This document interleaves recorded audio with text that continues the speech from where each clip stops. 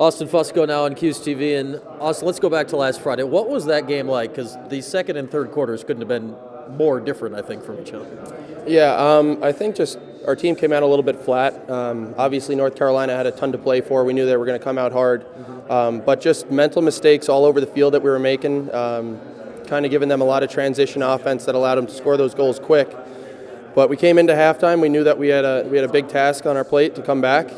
We've been doing it all year. We've been coming back. We've been down in games, so it's nothing new to us. We just had a little bit more to work at.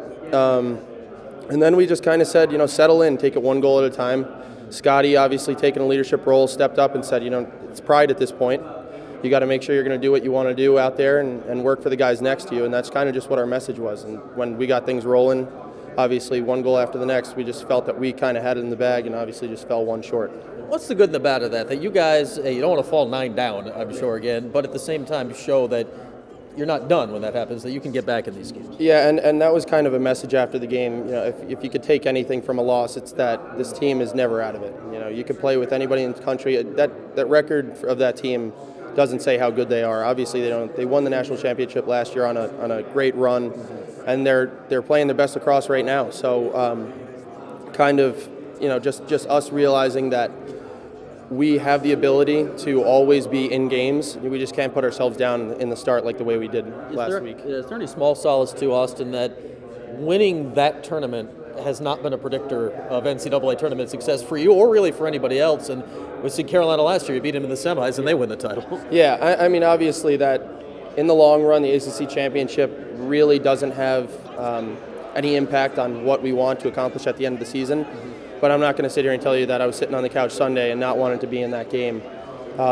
We want to win every game that we're in, obviously, and it hurt for sure. But I think we kind of realize that the next couple games coming up after Colgate, it's you win and you're going to be sitting on your couch. So you got to make sure that you bring it every single time you're out there. All right, let's talk the face-off game here in a bit. It was a struggle in the first half of that Carolina game, and you, Ben, and the whole crew really got it going in the second half. What changed for you guys after halftime? I just think Benny kind of got more in his groove. He was able to pull a couple out and get them to good spots. We changed up the way our wings were going to be. I moved down to cut off the break instead of the short stick. And we just felt that was a good spot to put the pole. It was where Kelly was exiting towards. And we kind of just got like one or two to start out, and then Benny got his groove going, and he started rolling a little bit in the third quarter. So that was just, you kind of just need to get those 1 and 2 to kind of get everything going, and then from there on out, Benny was doing his job and doing pretty well. What's it been like to play with him his whole career, especially though this year? I mean, he's been through it. These face-off guys get beat up. His numbers aren't quite where they are, but it feels like you get to the third, fourth quarter's big face-offs, he still can win everyone he wants to. Oh, yeah, absolutely. Benny's, like you said, Benny's been there. He's been around the program for 3 years now, and he's always been in the spotlight for those big face-offs, and he's always come up with them. So for us, I think it's just our conditioning. Muscle Matt does, our strength trainer, Matt Manx, call him Muscle Matt, does a great job with us. And we feel we're the most conditioned team in the country. In those third and fourth quarters, you get that second wind. You really don't even feel tired at some points.